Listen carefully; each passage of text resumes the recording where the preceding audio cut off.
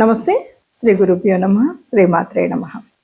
ఆదిత్యాయ చ సోమాయ మంగళాయ బుధాయ గురు శుక్ర శనిభ్యే రాహవే కేతవే నమ.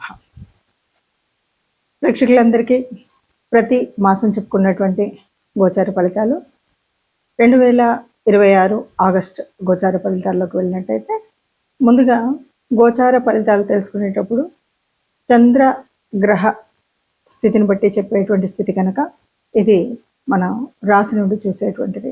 అందులో భాగంగా మరి ప్రతి నెలలో చెప్పుకున్న ఈ గోచార ఫలితాలు దాదాపు కోటాను కోట్లలో మనకి జన్మజాతకంలో ఉన్నటువంటి కుండలికి దీనికి ఉండేటువంటి వ్యత్యాసం అయితే ఉంటుంది. కానీ వచ్చేటువంటి మారేటువంటి గ్రహాల యొక్క యుతి, దృష్టి, వీటిని బట్టి వక్రగతి, వీటిని బట్టి కొన్ని మార్పులు అయితే ఉంటాయి. ఆ మార్పులకు అనుగుణంగా మనం చేసుకోవాల్సినటువంటి ముందు జాగ్రత్త చర్యలు, దాని గురించి మనం ఇప్పుడు కూడా ఈ గోచార ఫలితాలు తెలుసుకుంటాం. అయితే ఆగస్టు మాసంలో ఈ గోచార ఫలితాలకి ఉపస్థితి అయినటువంటి గ్రహాల స్థితి ఎట్లా ఉంది అంటే, ముందుగా మనం చూసినట్టయితే వృషభ రాశిలో కుజుడు ఉన్నాడు. బుధుడు మనకి మిథునంలో ఉండి 6వ తారీఖు కర్కాటకంలోకి వెళ్తాడు. అలాగే కర్కాటకంలో మరి గురువు ఎప్పటి నుండో అక్కడ ఉన్నటువంటి స్థితి ఇంకా అలాగే ఉంటుంది సంవత్సరకాలం. తర్వాత రవి 18వ తారీఖు కర్కాటకం నుండి సింహంలోకి మార్పు చెందుతాడు. ఇక సింహరాశిలో శుక్రుడు, కేతువు మాసం యొక్క మొదటి రోజులో కనిపిస్తే, శుక్రుడు తదుపరి కన్యారాశిలోకి వెళ్ళడం కనిపిస్తుంది 2వ తారీఖు. ఇక మరి కుంభరాశిలో రాహు, అలాగే ప్రారంభమయ్యి ప్రతి 2.5 రోజులకు మారుతూ ఉన్నటువంటి చంద్రుడు ప్రారంభంలో మనకి రాహుతో కలిసి కుంభరాశిలో కనిపిస్తాడు. ఇక మీనంలో శని వక్రించినటువంటి స్థితి, ఇది అందరికీ తెలిసినటువంటిది. మరి ఇలాంటి గ్రహస్థితి ఉన్నప్పుడు ఏ రాశుల వారికి, అంటే 12 రాశుల వారికి ఒక్కొక్కరికి ఏ రకంగా ఉంటుంది అన్నది తెలుసుకుందాం. గులకరాలు గుంపులుగా దొరుకుతాయి, కానీ వజ్రాలు మాత్రం చాలా అరుదుగా దొరుకుతాయి. రత్నాల షాప్స్ చాలానే ఉంటాయి, కానీ అతి తక్కువ ధరకే స్వచ్ఛమైన జాతి రత్నాలు అందింపజేసే షోరూమ్స్ మాత్రం చాలా అరుదుగా ఉంటాయి. అది ఒక 6 జేవియర్లో మాత్రమే సాధ్యం. ఇది షోరూమ్ కాదు, రత్నాల మ్యూజియం. తదుపరి రాశి మనకి తులారాశి. తులారాశి కొంచెం చెప్పాలి అంటే మొదటి పక్షం ఒకలాగాను, రెండవ పక్షం ఒకలాగాను కనిపిస్తుంది. పూర్వార్ధంలో కొంచెం సామాన్యంగా ఉంటుంది. ఏ పని చేయాలన్నా కొంత యత్నించాలి, ప్రయత్నం చేయాలి, సాధించాలి అనేటువంటి పట్టుదల కాస్తుండాలి, ఎలాగైనా చేయాలి అనేటువంటిది ఉండాలి. కానీ రెండవ భాగంలోకి వచ్చేసరికి కొన్ని మార్పులు ఉంటాయి, కొంత అనుకూలత ఉంటుంది, ఇదంతా బాగుంటుంది. అయితే ఏదైతే ఉద్యోగంలో చేస్తున్నారో వీళ్ళు బదిలీల కోసం ప్రయత్నాలు చేయడము, ఇలాంటివి ఏవైతే ఉన్నాయో అంత సాధించినట్టుగా అయితే కనిపించవు. అలాగే వాగ్దానాలు ఎవరికైనా చేయాలి అంటే అప్పుడప్పుడు చేస్తూ ఉంటాం, కాస్త ఇలాంటివి ఏవి చేయకుండా ఉంటేనే మంచిది. లేదు అంటే లేనిపోని కష్టాలు తెచ్చుకునే వాళ్ళం అవుతాం. వ్యాపార వ్యవహారాలలో కూడా కొంచెం ఆటుపోట్లు అనేటువంటివి ఉంటాయి, అది సమర్థించుకుంటూ నడవలసిందే. ఇప్పుడు మనం ఏదో పెట్టుబడులు పెట్టాలి అనుకుంటే మాత్రం కాస్త నష్టపోయేటువంటి సమయం ఉంది. అలాగే మనం మాట్లాడుతూ ఉన్నప్పుడు అనుకోకుండా మన వాళ్ళే మనకు శత్రువులు అయ్యేటువంటి పరిస్థితి కూడా ఉంది. ప్రయాణాలు చేసేటప్పుడు కూడా కాస్త అంటే జాగ్రత్తలు అనేటువంటివి పాటించినట్టయితేనే బాగుంటుంది ఈ రాశి వారికి అని చెప్పచ్చు. ఇప్పటి వరకు మీరు గ్రహించినటువంటి వాటిల్లో దాదాపుగా గ్రహాల యొక్క స్థితే కాకుండా మాసం యొక్క ప్రత్యేకత కనుక తీసుకున్నట్టయితే, దాదాపు శ్రావణ మాసంలోనే మనకి ఆగస్టు మాసం అంతా కనిపిస్తుంది.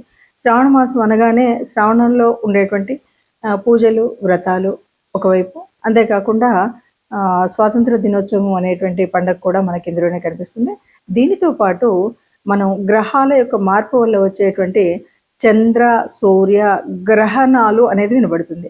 నిజానికి ఈ 2 గ్రహణాలలో అమావాస్య, పౌర్ణమి రోజు వచ్చేటువంటి 2 గ్రహణాలు కూడా మన దేశంలో జరగవు కనుక, మన దేశంలో కనిపించవు కనుక, వీటి గురించి అంత ప్రాధాన్యత ఇవ్వడం కానీ, వాటిని గ్రహణ నియమాలను పాటించడం కానీ చేయనవసరం లేదు అని చెప్పచ్చు. ఇక ఇక్కడ మనం మిగతా గ్రహాలు కనుక చూసినట్టయితే, మనం ఏ రాశికైనా సరే కొన్ని గ్రహాల యొక్క అనుకూలత కోసం కానీ, దైవానుగ్రహణ కోసం కానీ మనం చేసుకోవలసినటువంటి కొన్ని నియమాలు అయితే మనకు తెలుసు. దాంట్లో ముఖ్యంగా గురువు యొక్క మార్పు వల్ల కానీ, గురువు యొక్క అలాగే శని వక్రీకరణ వల్ల కానీ, ఈ 2 వల్ల కూడా మనకు కనిపించేటువంటి వాటిల్లో ముఖ్యంగా ఆ, శనివారం శని దోషం అనగానే మనం చేయవలసినటువంటి లక్షణాల్లో అంటే ఇది అర్ధాష్టమ శని అవ్వచ్చు, లేదా శని మనకి ఏళ్ళనాటి శని ఉన్నటువంటి వాళ్ళు కావచ్చు, శని యొక్క దృష్టి ఉన్నటువంటి వాళ్ళు కావచ్చు. ఎవరైనా సరే మనము 4వ తరగతికి చెందినటువంటి కార్మికులు ముఖ్యంగా వారికి మనం ఆహారం ఏదైనా పంచిపెట్టగలిగిన, లేదా గోశాలకు వెళ్ళి గోశాలలో గోగ్రాసం ఇచ్చిన, లేదు వృద్ధులు పెద్దలు ఎవరికైనా సేవ చేయగలిగిన, వీటి వల్ల ఆ గ్రహం శని గ్రహం వల్ల వచ్చేటువంటి దోష నివారణ మనం చేసుకోవచ్చు. ఇంతే కాదు అంటే మనకు వీలు లేదు అంటే ఎవరైనా సరే వారి యొక్క ఇష్టదేవత అనుగ్రహాన్ని పొందడానికి నిత్యం దైవనామస్మరణ చేసినట్టయితే ఏ గ్రహాలు ఎలా ఉన్నా కూడా మన యొక్క ఆత్మస్థైర్యంతో ముందుకు వెళ్ళొచ్చు అని చెప్పొచ్చు. గ్రహాల అనుకూలత కానీ దైవానుకూలత కానీ కావాలి అంటే మనకి ప్రతిసారి మనం చెప్పుకున్నట్టుగానే జన్మజాతకంలో ఉన్నటువంటి దోషాలు కానీ గ్రహాల యొక్క స్థితి కానీ ఎందుకు ఉంటుంది అంటే అది పూర్వపుణ్య ఫలమే అని చెప్పొచ్చు. ఆ రోజు ఆ సమయంలో ఆ నక్షత్రాలు ఆ గ్రహాలు ఎందుకు అందులో ఉంటున్నాయంటే మనం పూర్వజన్మ సుకృతం, పూర్వజన్మలో చేసినటువంటి పాపపుణ్యాల ఫలితమే మనకు కనిపిస్తుంది. మరి దాన్ని వర్తమాన కాలంలో సరిచేసుకోవడము అన్నదే మనం చెప్పుకునేటువంటి జ్యోతిష శాస్త్రంలో ఉన్నటువంటి మార్పులు చేర్పులు. ఆ రకంగా చూసుకున్నట్టయితే ఎవరికైనా ఆర్థికంగా మనకు కష్టం అనిపిస్తుంది అంటే ఎంతసేపు మనకు కావాల్సినటువంటిది ఆర్థిక లాభాల కోసం గురువు శుక్రుడు యొక్క ఆనుకూల్యత కావాలి. అలా ఆనుకూల్యత కావాలి అంటే ముఖ్యంగా శుక్రుడికి సంబంధించినంత వరకు ఈ మాసం శ్రావణ మాసం అంటేనే లక్ష్మీదేవి వ్రతాలు చేసేటువంటి మాసం. కాబట్టి లక్ష్మీదేవి యొక్క ఆనుకూల్యత కోసం మనం తప్పనిసరిగా అందరూ పూజ చేసుకుంటాం, అందరం కూడా లక్ష్మీదేవి వ్రతాలు చేసుకోవడం అనేది కనిపిస్తుంది. అదొకటే కాదు, మనం అంతర్లీనంగా చేసేటువంటి అర్థం పరమార్థం కనుక ఆలోచించినట్టయితే ఎప్పుడు మనం కొన్ని సూత్రాలు నియమాలు చెప్పుకున్నాం. అసలు లక్ష్మీదేవి ఎక్కడ నివసిస్తుంది అంటే ఎక్కడ స్వచ్ఛత ఉంటుందో అక్కడ ఉంటుంది అంటారు, ఎక్కడ వెలుతురు ఉంటుందో అక్కడ తేజస్సు ఉంటుందో అక్కడ లక్ష్మీదేవి ఉంటుంది అంటారు. మరి ఈ సత్యం తేజస్సు అనేటువంటి విషయాలు మనకు తెలిసినప్పుడు ఎక్కడైతే దైవ నామ స్మరణ జరుగుతుందో అక్కడ లక్ష్మీదేవి ఉంటుంది అంటారు.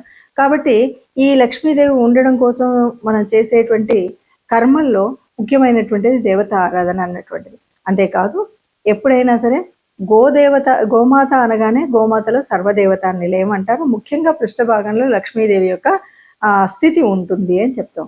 కాబట్టి గోశాలకు వెళ్ళడము అనేటువంటి విషయాన్ని ఇక్కడ మళ్ళీ మనం గట్టిగా చెప్పుకోవాలి.